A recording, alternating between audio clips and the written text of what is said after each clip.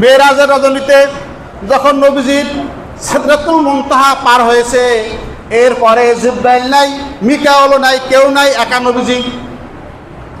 কিছুক্ষণ যাওয়ার পরে দেখে যে আরশে আজিমের উপরে হাঁটার আওয়াজ, পায়ের আওয়াজ। জিজ্ঞাসা কি রে, আওয়াজ কিসের? আওয়াজ কিসের? জিবরাইল চলে যাবে, আর যাবে না সামনে। তো ইয়া রাসূলুল্লাহ, আওয়াজ হইল বেলালের। সুবহানাল্লাহ। বেলাল তো মদিনায়, আমি যে আসবো আজকে মেরাজে, বেলাল তো জানিই না। বেলালের কদর এত বেশি, বেলাল দুনিয়ায় হাঁটে আর পায়ের আওয়াজ হয় আরশে আজিমে। এটা বুখারীর বর্ণনা, জালনা আর মওজুনার একদম স্পষ্ট সহিহ।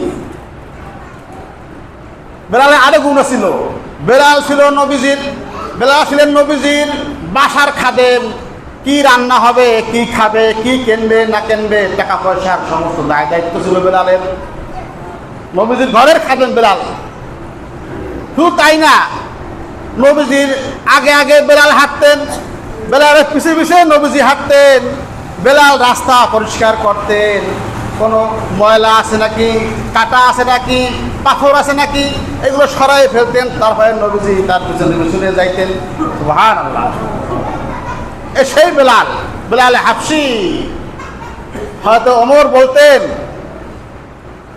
রাদিয়াল্লাহু আনহু খেলাফত আমলে, সাইয়্যিদুনা বেলাল, সাইয়্যিদুনা বেলাল। বেলাল হলো আমাদের সর্দার। এই বেলালকে নবীজি মদিনার মসজিদের মুয়াজ্জিন বানায় দিয়েছে। সেজন্য একটু তোতলা, কথা স্পষ্ট বলতে পারতেন না।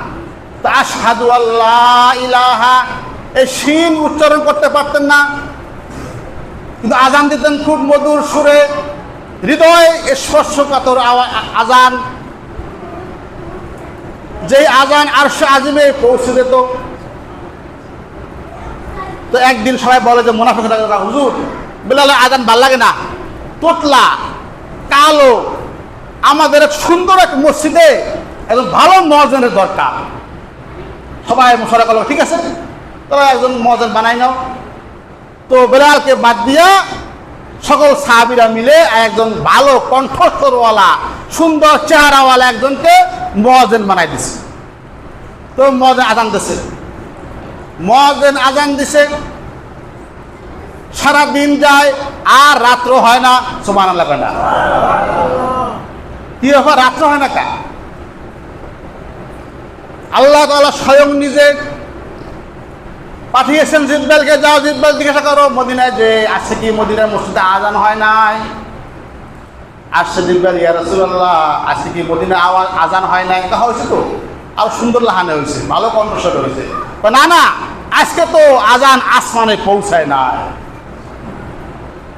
আজকে আজান কি আসমানে পৌঁছায় নাই, এই জন্য দিনও শেষ হতেছে না, রাত্রও আসছে না। তো নবীজি বলে, এ বেলাল শিগগিরই যাও, আজান দাও। তুমি আজান না দিলে আজকে আর দিন আর শেষ হবে না, রাত্র আর আসবে না। এই বেলাল যখন নবীজির ইন্তেকাল হয়ে গেল, এই বেলাল নবীর ইন্তেকালের পরে কাপড় চোপড় গাঁটটি বাইদা মাথায় নিয়া নবীজির রওজার পাশে দাঁড়িয়ে বলে, ইয়া রাসূলুল্লাহ আপনি মদিনায় ছিলেন, আমিও মদিনায় ছিলাম, আমি আজান দিতাম, আপনি নামাজ পড়াইতেন। আপনি এখন নাই, আমি আর মদিনায় থাকতে পারি না, আমি মদিনা ছেড়ে চলে যাব। নবীর আসে ধ্যান কেমন আসে, আমি আর আজানও দিব না, মদিনায়ও থাকবো না। যেই মদিনায় আপনাকে দেখি না, সেই মদিনায় আমি আর থাকতে রাজি না। তো বেলাল হাবশী রাদিয়াল্লাহু আনহু 14 দিন হেঁটে হেঁটে সিরিয়ার রাজধানী দামেস্কে চলে এসেছেন।